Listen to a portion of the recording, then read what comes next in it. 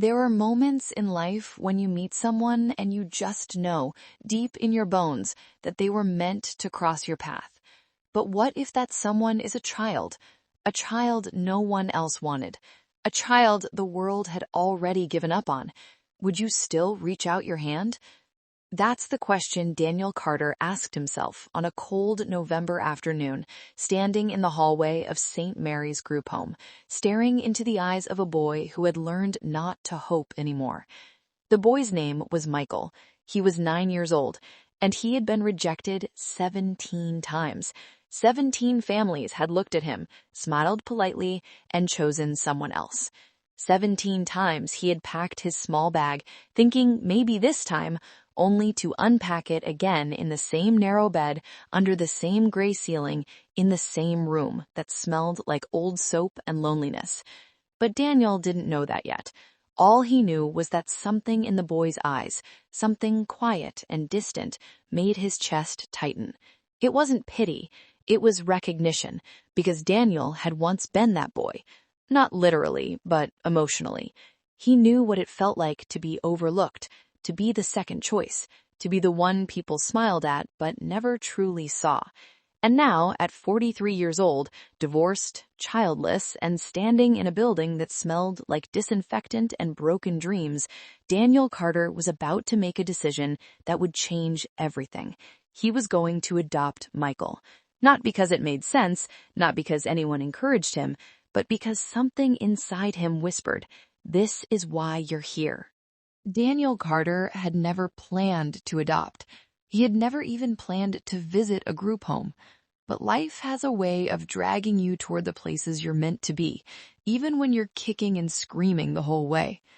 6 months earlier, Daniel's marriage had fallen apart, not with a bang, with a slow, painful unraveling.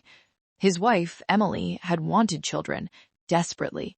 But after 3 miscarriages and 2 failed IVF attempts, something inside their relationship had cracked. They stopped talking about the future. They stopped touching. They stopped trying. And one morning, Emily packed her things and left. She didn't yell. She didn't cry. She just said quietly, "I can't do this anymore, Daniel. I can't keep pretending we're okay." And he had no answer for her, because she was right. They weren't okay. So Daniel found himself alone in a house that had been meant for a family, working 60-hour weeks at his accounting firm, trying to fill the silence with spreadsheets and conference calls. But the silence always won. It wasn't until his younger sister, Rachel, came to visit that things began to shift. Rachel was a social worker. She had spent the last decade working with foster kids, and she had seen things that would break most people. But Rachel had this way of staying soft even when the world tried to harden her. She sat across from Daniel at his kitchen table one Saturday morning, sipping coffee, studying him with that worried sister look she always had. "You look terrible," she said bluntly. "Thanks," Daniel muttered. "I'm serious, Danny. You're wasting away in this house. When's the last time you did something that wasn't work?" He shrugged. "I'm fine." "You're not fine." There was a long pause. Then Rachel leaned forward, her voice softer now. "Come with me to St. Mary's next week, just for a visit. We're hosting a community day. Games, food, volunteers. You don't have to do anything. Just be around people again." Daniel almost said no, but something in her eyes made him hesitate. "Why?" he asked. Rachel smiled sadly. "Because I think you need to remember what it feels like to care about something again." And so, the following Saturday, Daniel found himself standing in the main hall of St. Mary's group home, surrounded by kids who laughed too loud and volunteers who smiled too wide, trying to convince themselves they were making a difference. He felt out of place. He felt awkward. And then he saw Michael. The boy was sitting alone in the corner of the room, away from the noise, a book open on his lap, but his eyes staring at nothing. He wasn't reading. He was hiding. Daniel recognized that look immediately. It was the look of someone who had learned that hoping hurt more than not hoping at all. Rachel noticed Daniel staring. "That's Michael," she said quietly. "He's been here for 3 years. Doesn't talk much, doesn't cause trouble, just exists. Why hasn't anyone adopted him? Daniel asked. Rachel sighed. Lots of reasons. He's older, he's quiet. People want babies or toddlers or kids who smile on command. Michael doesn't do any of that. He's been passed over so many times, I think he's just given up. Daniel's chest tightened. Can I talk to him? Rachel looked surprised. Of course.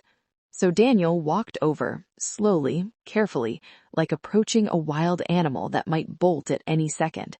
He sat down on the floor a few feet away from Michael, not too close, not invading his space.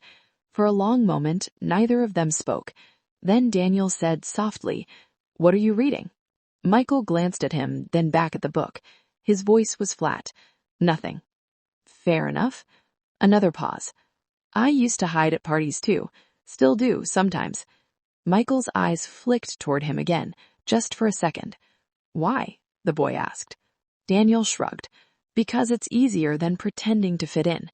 For the first time, something shifted in Michael's expression. Not a smile, but a softness, a recognition. And in that moment, Daniel felt it again, that quiet whisper in his chest. This is why you're here. Adopting Michael was not easy. Not because of the paperwork, though there was plenty of that. Not because of the home inspections, though those were invasive and exhausting. But because Daniel had no idea what he was doing. He had never been a father. He had never even been around kids much. And Michael was not an easy child to reach. The first few weeks were the hardest.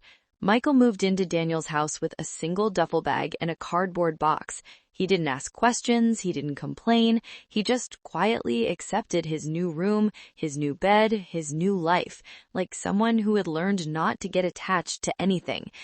Daniel tried. He really did. He made pancakes for breakfast. Michael ate them in silence. He asked about school. Michael answered in one-word sentences. He tried to start conversations at dinner.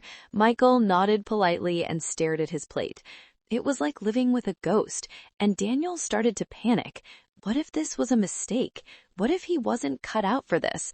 What if Michael would have been better off with someone else, someone who actually knew how to be a parent? But every time Daniel thought about giving up, he remembered that look in Michael's eyes the first day they met, that quiet, resigned sadness. And he couldn't do it. He couldn't be the 18th person to walk away.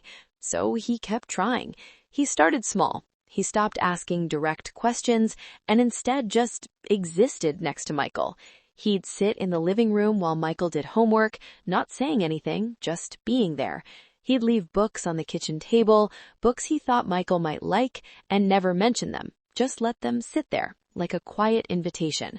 He'd cook dinner and set 2 plates, and even if they ate in silence, at least they ate together. And slowly, so slowly, Michael began to thaw. It started with small things. One night, Michael asked if he could have seconds. Another night, he laughed at something on TV. And then, one morning at breakfast, Michael looked up from his cereal and said, quietly, "Thank you." Daniel froze. For what? Michael shrugged, not meeting his eyes. For not giving up. Daniel's throat tightened. He didn't know what to say. So he just nodded. And that was enough. But just as things were starting to feel stable, the first real conflict arrived. It came in the form of a phone call from Michael's school. "Mr. Carter, we need you to come in. There's been an incident." Daniel's stomach dropped. When he arrived at the school, the principal was waiting with a tight smile and a folder full of papers. Michael got into a fight with another student. It's the 3rd time this month.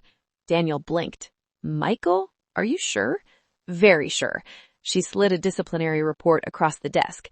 Daniel scanned it, his heart sinking. Michael had punched a kid named Tyler in the cafeteria, gave him a bloody nose. "Why?" Daniel asked. The principal hesitated. According to witnesses, Tyler was saying some unkind things about Michael's background, about him being adopted. Daniel's jaw clenched. "And what did you do to Tyler?" The principal stiffened. "Tyler has been spoken to." "Spoken to?" "Yes." "So Michael gets suspended and Tyler gets a conversation?" "Mr. Carter, I understand you're upset, but we have a zero-tolerance policy for kids defending themselves from bullies." The principal's smile vanished. I suggest you take Michael home and have a serious conversation with him about appropriate behavior. Daniel stood, his hands shaking. I will, but I'm also going to have a serious conversation with you about protecting the kids in your school instead of punishing the ones who've already been through hell. He left before she could respond. When he picked Michael up from the office, the boy wouldn't look at him. They drove home in silence. Daniel didn't yell, he didn't lecture, he just waited. And finally, in the driveway, Michael whispered, "I'm sorry." "For what?" Daniel asked gently.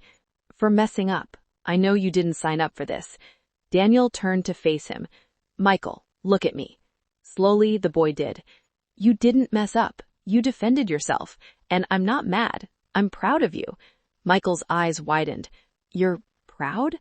"Yeah, because you didn't let them make you feel small. You stood up. That takes guts."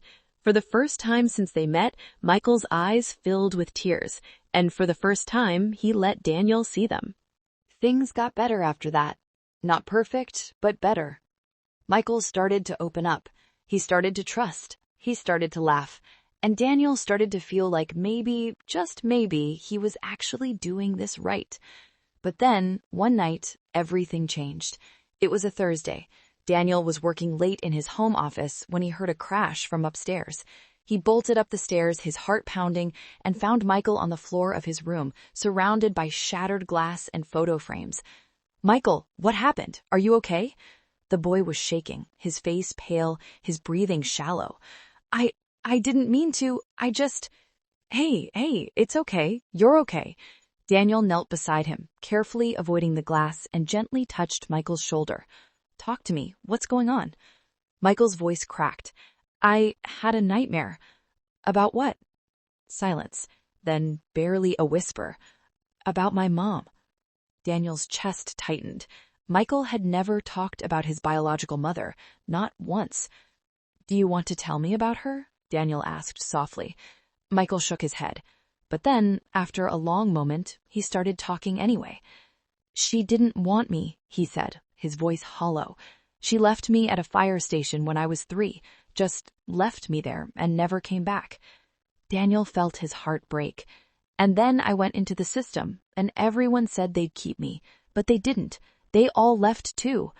Tears were streaming down Michael's face now. "So I thought maybe if I just stopped hoping, it wouldn't hurt anymore." Daniel didn't know what to say, so he just pulled Michael into a hug, and the boy sobbed into his chest. "I'm not leaving. I promise you, Michael, I'm not leaving." "Everyone says that." "I know, but I mean it." And in that moment, Daniel realized something. This wasn't just about saving Michael. It was about saving himself, too. Because somewhere along the way, in trying to give this boy a home, Daniel had found his own purpose again. He had found his reason to fight. The next few months were hard.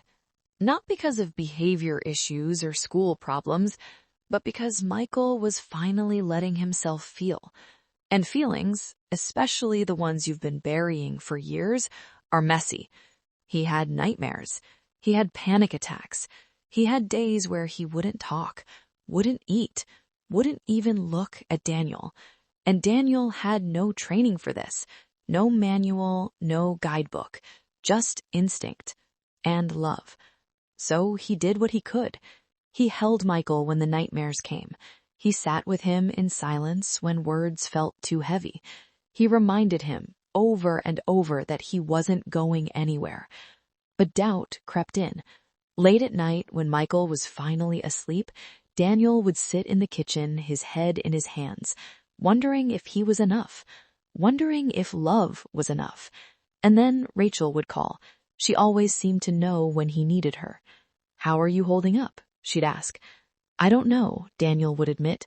"Some days I feel like I'm failing him." "You're not." "How do you know?" "Because you're still there." And somehow that was enough to keep going. Then, one afternoon, something shifted. Michael came home from school with a permission slip. "There's a father-son camping trip," he said quietly, not meeting Daniel's eyes. "You don't have to go. They said I needed to ask." Daniel looked at the paper, then at Michael. "Do you want me to go?" Michael shrugged. I don't know, maybe. Daniel smiled. Then I'll go. Michael looked up, surprised. Really? Really. And for the first time in weeks, Michael smiled. The camping trip was a disaster. Daniel had never been camping in his life. He didn't know how to pitch a tent. He burned the hot dogs. He got lost on the trail. But Michael? Michael laughed. He laughed so hard he nearly fell over. And when they finally sat by the fire that night, under a sky full of stars, Michael leaned against Daniel's shoulder and whispered, "Thanks for coming." Daniel's throat tightened. "Thanks for asking me." And in that moment, under that vast sky, Daniel realized something. He wasn't Michael's savior. Michael was his. Years passed. Michael grew, not just physically, but emotionally. He became confident, capable, kind. He excelled in school. He made friends. He even joined the debate team.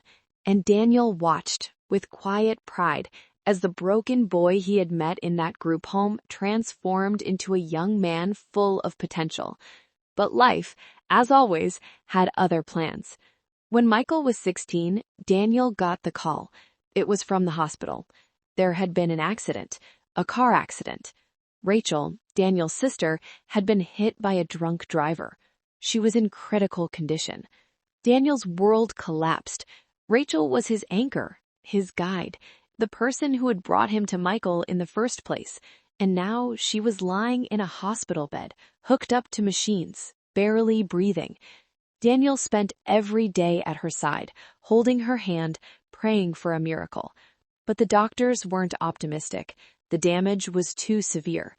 And one night, as Daniel sat beside her, exhausted and broken, Rachel opened her eyes, just barely. "Danny," she whispered, "I'm here. I'm right here." "You did it." "What?" "You saved him.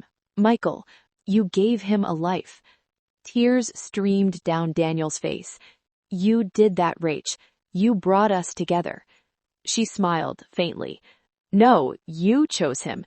You fought for him. That was all you." Her hand squeezed his, weak but steady. "Take care of him." "I will." "And take care of yourself." "I will."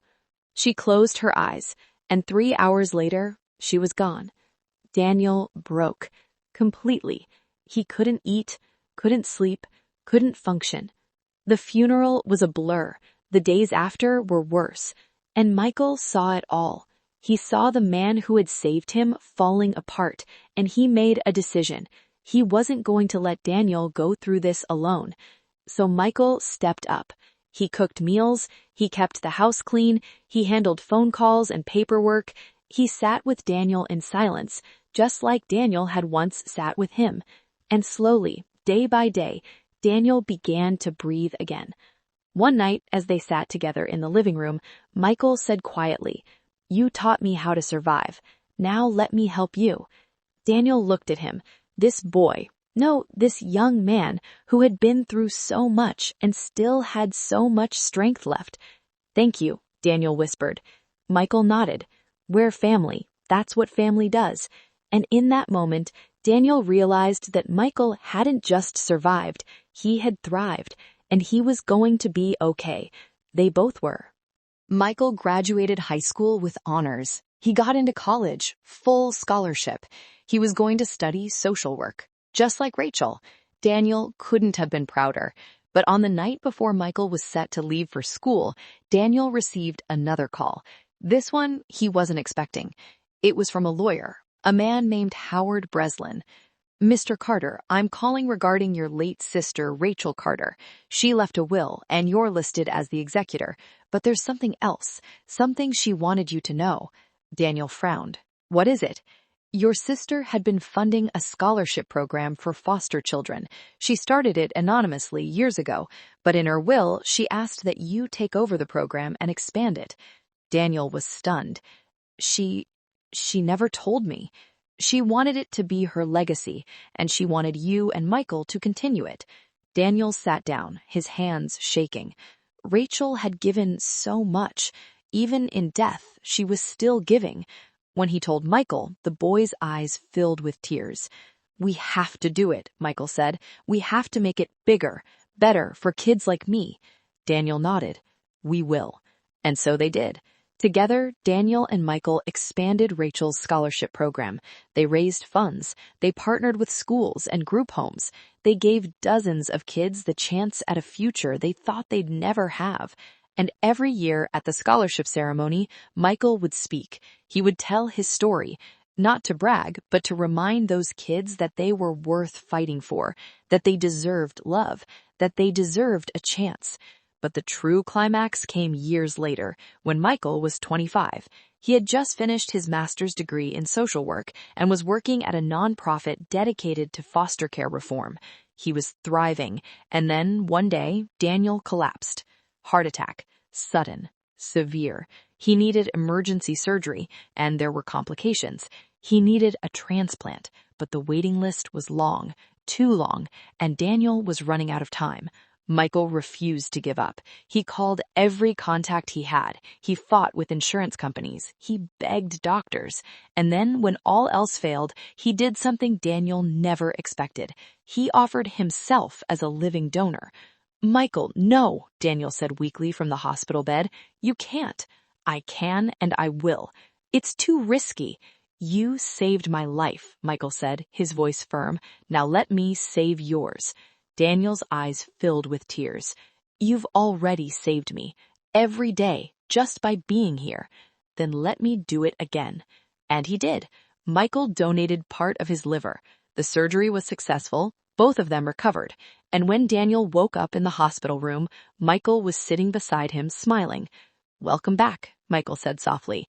Daniel reached out and squeezed his hand. "Thank you." "For what?" "For being my son."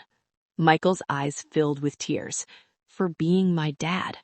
Daniel and Michael both healed, not just physically, but in every way. They continued Rachel's scholarship program together, expanding it into a full-fledged foundation. They helped hundreds of kids find homes, find hope, find futures. And along the way, they built something even more important, a family, not by blood, but by choice, by love, by showing up day after day, even when it was hard. Michael eventually got married. He had 2 kids of his own, and Daniel became the grandfather he never thought he'd be.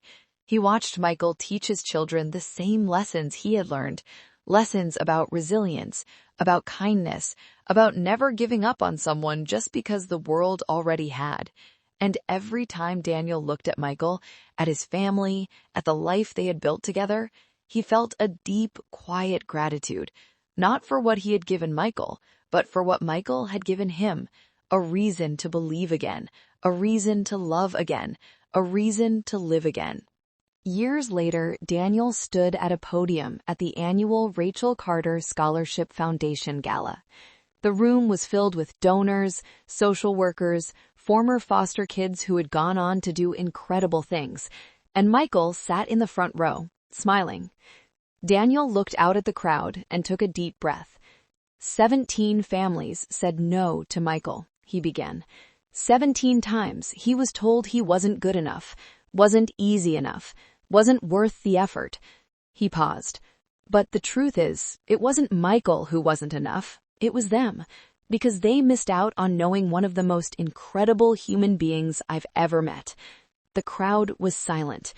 When I adopted Michael, people told me I was saving him, but that's not what happened. He saved me. He taught me what it means to be resilient, to be brave, to never stop fighting, even when the world tells you to give up. Daniel's voice cracked.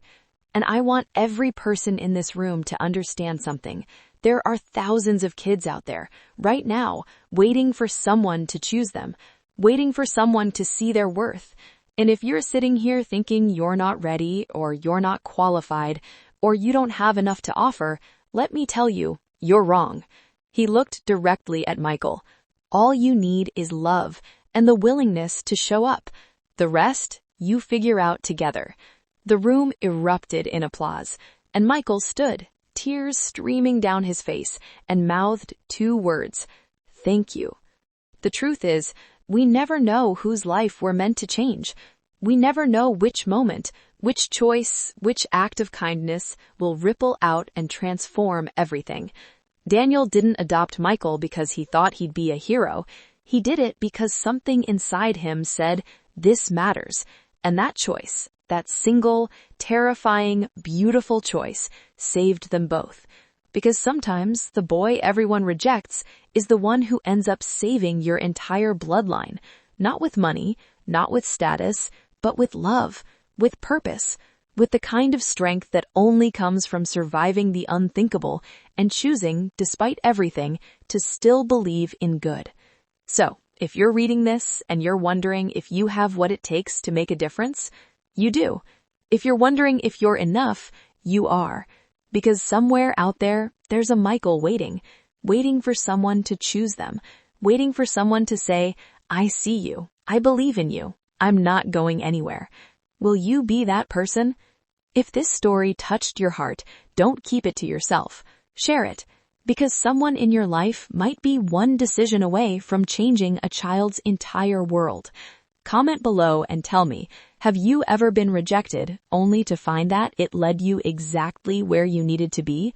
And if you believe every child deserves a chance, hit that subscribe button and join this community. Let's spread hope one story at a time, because love always wins, always.